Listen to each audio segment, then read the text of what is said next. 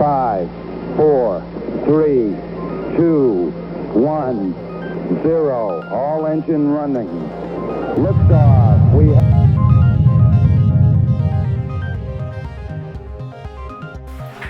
Hey guys, welcome to Sci-Fi Sunday, where we talk about the most iconic and amazing science fiction across the universe. Today, a son tries to seek his father while traveling through space and uncovering an untold mystery that could destroy the universe. Today we're talking about Ad Astra. Ad Astra is directed by James Gray and it stars Brad Pitt and Tommy Lee Jones and Donald Sutherland, Liv Taylor, a bunch of other people. And it focuses on Brad Pitt's story where 30 years ago from the time we get in the movie, we have Tommy Lee Jones embarking on a exploration to Neptune, being the first man or space crew to visit Neptune. And he basically went off grid. They tried to contact him and they lost signal, and there's weird power surges happening across the galaxy, and they think that he might have done that on purpose or have connections to what's going on, causing these surges that are damaging a lot of equipment and communications around the world and even on Mars. So in this movie they did colonize Mars, so for Brad Pitt to basically communicate with his father and send him messages, he has to go to Mars because everything is compromised on Earth. So they send him to Mars, which is a giant colony in this movie, and there's a lot of people living there and doing different things, and a lot of different astronauts in and out, and they have different space shuttles. To include, once they get there, he also, gets attacked and stuff. And there's different scenarios in this movie. One, I'll backtrack a little bit. One in particular is where he goes to the moon, and he gets attacked by space pirates, essentially trying to take him out and take out the military that's on the moon. So we have, colonized moon per se. This is the futuristic space force, if you will. So like space astronauts in combat now, whereas Space Force kind of makes fun of it. Ad Astra actually has it in depth. So they have these weird laser cannon force field guns they shoot, which is really, really cool. Special effects are really awesome. The sound effects are actually really, really cool too. They did really good work in this movie, projecting the images and the sounds together in one cohesive picture.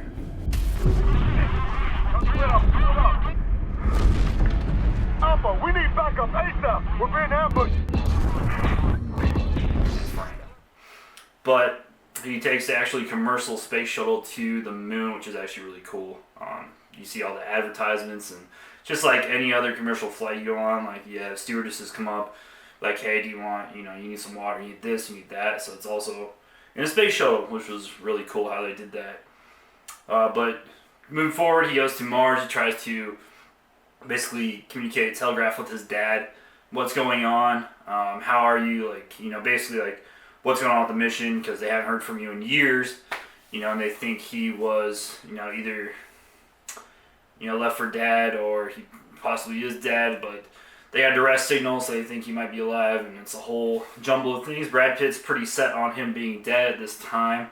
When he goes to Mars, he's pretty skeptical of the entire situation. So they make contact with Tommy Lee Jones, Brad Pitt's dad in the movie, and they basically learn that he is mutinized, or he's been a victim of mutiny on his shuttle. They don't know who's dead, who's alive, all that stuff. They know that Tommy Lee Jones has probably killed a couple crew members, and that he's very, at risk right now, essentially. So they don't know his mental state. They think he's pretty duressed right now, etc. So he's out in Neptune by himself.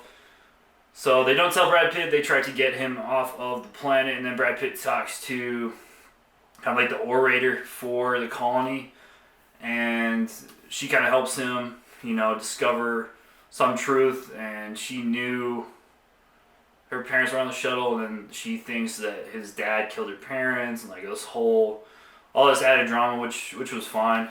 Built up the characters and everything, the situation. I would say that her helping him, kind of projected that risk that she didn't really have to do. I'm not sure why she did that, essentially, but it is a movie.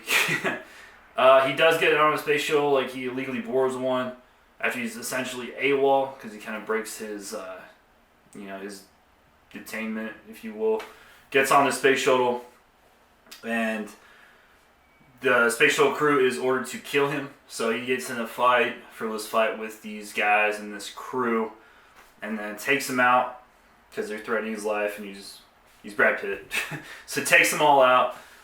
Essentially, he's the last one alive, and he takes the shuttle to Neptune. So he's like calling into Mars. He says, "Okay, the crew are deceased because they tried to kill me.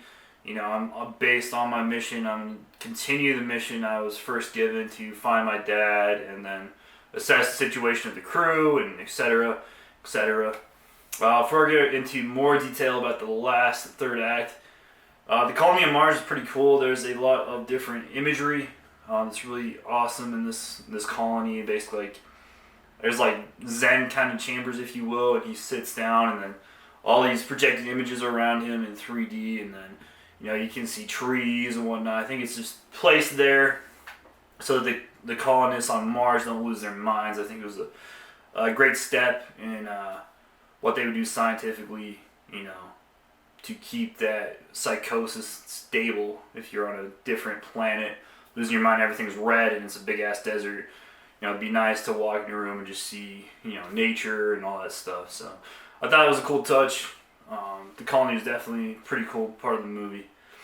So to continue with the story, he's on the shuttle trying to find his dad.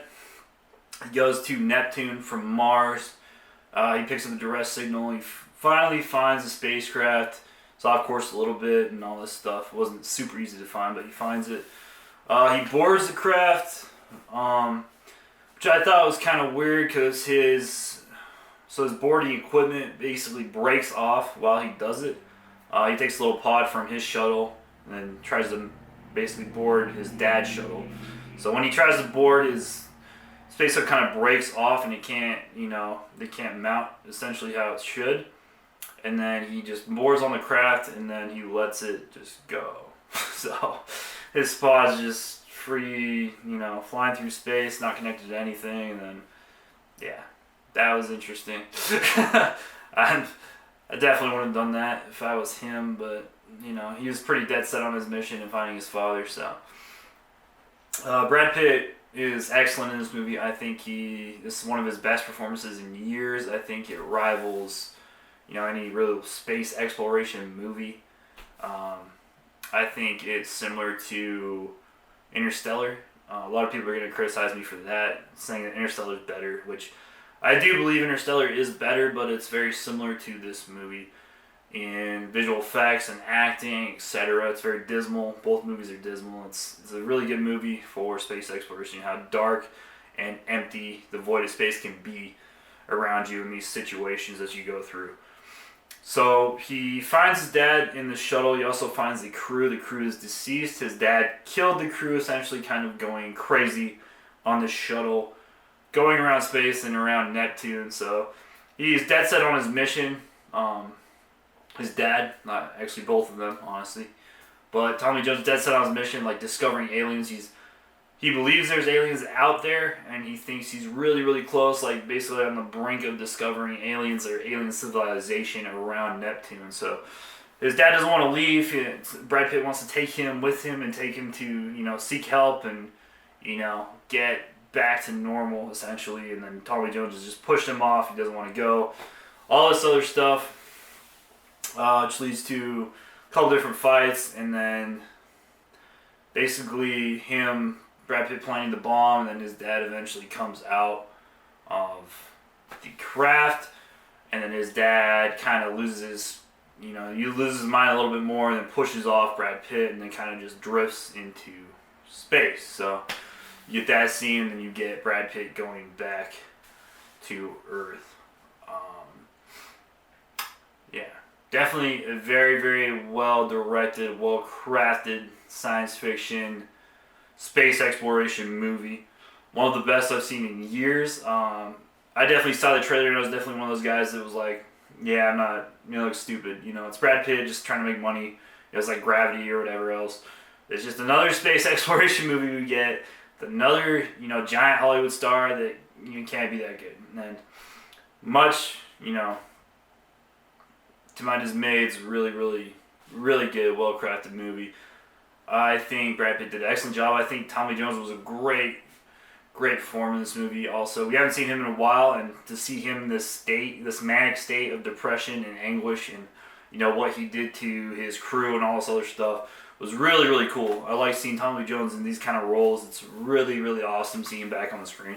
He wasn't given that much screen time, but in that third act was really, really good, and you see like his character, what his character went through, and you definitely see it in Brad Pitt as well, as Brad Pitt's trying to mimic his dad and then do the right thing, and then his dad's just kind of losing it out there. So it's really cool when those two meet and they're alone. So it's even cooler. They're two guys. You have these conversations with your father, and you know what you should do, what you shouldn't do. Is your dad losing his mind? Is he not? Is he right? Are you right? You don't know what's going on, especially in the void of space, which is like another very, very cool setting to add on top of everything. So final thoughts on Ad Astra. I'm going to give Ad Astra a 9 out of 10. I really enjoyed this one. I think it was short of being perfect. I think there's certain scenes they could have cut out, certain scenes they could have redone and added to. I would love to see this in a trilogy, but probably not going to get it. Probably just be a one-off. I loved all the visual effects, the performances, the realism in this movie was really, really cool. Short of reality for sure. I think the story, while basic, was still really, really good. It's more of an action plot, but more of a thriller, I guess. Thriller, suspense, action, if you will. Definitely the science fiction aspects and then the inventions are really cool. The moon, the moon craft, moon jeeps, whatever you want to call them, that drive around are really, really cool. All the shuttles were pretty basic, kind of like what we have nowadays. A little bit more in depth and more intense in their design, but yeah, really, really awesome movie. If you haven't checked it out, go check it out.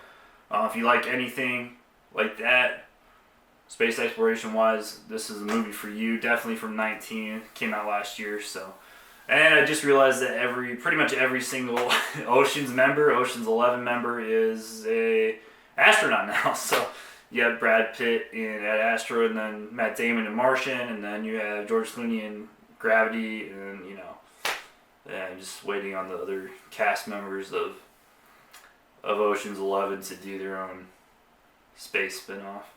They should just do one in space. Let's just do Ocean's 14 in space. I'll watch it. If you hear me, George Clooney, I'll watch it. But next we got promotions. The Degenerate Zayak and His Unruly Adventures is completely funded. Worked on by myself. Written and drawn by myself. It hit its first stretch goal and then end date. So should be coming out in late August, early September for the comics to be shipped out. So keep up with us on our newsletter and our Facebook page, and we'll put all the news on there, all the updates on there. It should be relatively soon, so after summer. Expect a brand new issue from iCore Comics. Glad to finally get it done, and it'll be good to send out signed issues to y'all. So next we got the Fisher House Foundation. At Fisher House Foundation, we put bricks together. We build homes away from home, close to military and VA medical centers, so free lodging and care are close together. But more importantly, we bring families together so they can recover, heal, and ultimately put their lives back together. Imagine what more we can do together. Fisher House Foundation is doing great work around the United States of America for our veterans and our widows and people who are going through hard times, putting a shelter over their head and putting them in a nice bed when they don't have anything or they're going through struggles with money or children or whatnot. So check out Fisher House Foundation, donate if you will. I'll also be releasing a separate video more in depth about what Fisher House means to us, so being a supporter and whatnot and all the other stuff. So that's all I got. Click down below to get cryogenically frozen.